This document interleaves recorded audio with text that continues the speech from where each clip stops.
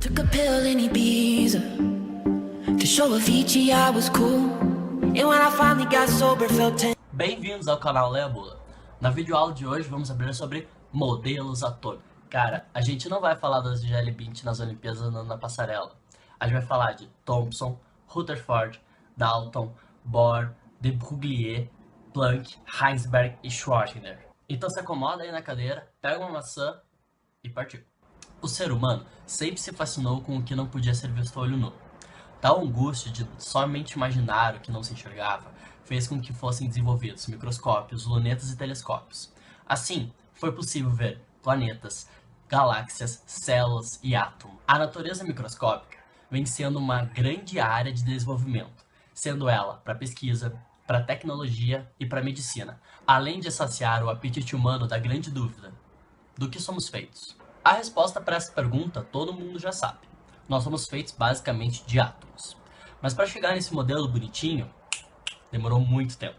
Para entender todo esse processo, a gente precisa voltar lá para a Grécia Antiga, mesmo antes de Jesus Christ. Uma das praias da Grécia, Leucipo e Demócrito estavam caminhando quando olharam para a areia e perceberam que ela era feita de vários grãozinhos.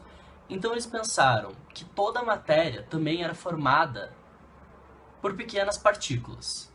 E isso foi denominado átomo. Vamos começar a nossa linha do tempo atômica colocando Leucipo e Demócrito aí já no começo. Essa ideia de uma partícula que formasse tudo foi um grande avanço.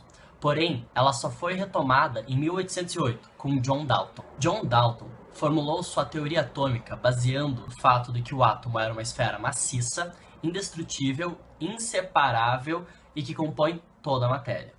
Logo, sua teoria ficou conhecida como teoria da bola de bilhar. Além de tudo, ele falou que, já que o átomo não pode ser destruído e também não pode ser criado, ele falou que os átomos se rearranjavam entre si para formar diferentes coisas e chamou isso de alteração química. Somente 90 anos depois, Thomson veio a complementar a teoria de Dalton.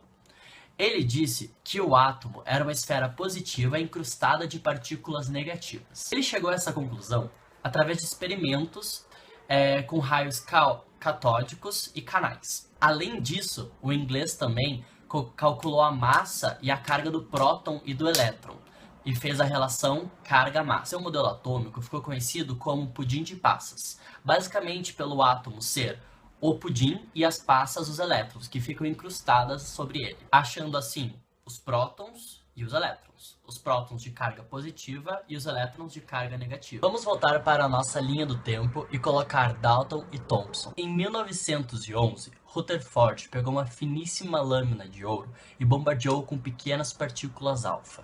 Ele percebeu que uma grande parte dessas partículas atravessava direto a lâmina de ouro sem desviar a sua trajetória, concluindo que deveria haver um espaço vazio no átomo.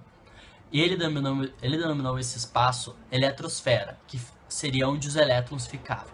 Algumas dessas partículas alfa rebatiam e voltavam para o material radioativo, concluindo que deveria haver um pequeno centro onde ficava concentrada toda a sua massa. Isso ele chamou de núcleo. E ainda haviam aquelas que desviavam sua trajetória, concluindo que o núcleo é positivo, devido à sua repulsão das partículas alfa. Vamos colocar Rutherford e o seu experimento, que ficou conhecido como sistema planetário na nossa linha do tempo. 2 anos após Rutherford, o dinamarquês Niels Bohr conseguiu aperfeiçoar o seu sistema planetário.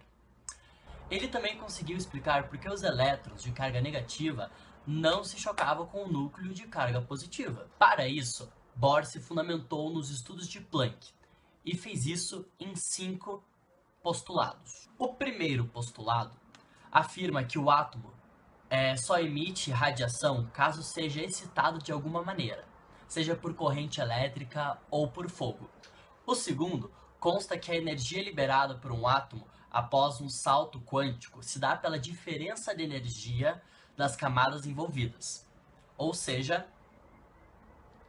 essa equação, sendo que onde o H corresponde à constante de Planck em joules por segundo e F a frequência em hertz. O terceiro postulado é o que explica o fato do elétron não se chocar com o núcleo, já que diz que as mudanças de camadas não obedecem à mecânica clássica. O quarto postulado diz respeito às órbitas dos elétrons ao redor do núcleo quântico. E o quinto postulado mostra que as energias máximas emitidas são proporcionais às suas órbitas. Bohr estava se achando o máximo com tudo isso dos 5 postulados que ele conseguiu juntar Einstein com Planck e ainda excluir a mecânica clássica de Newton.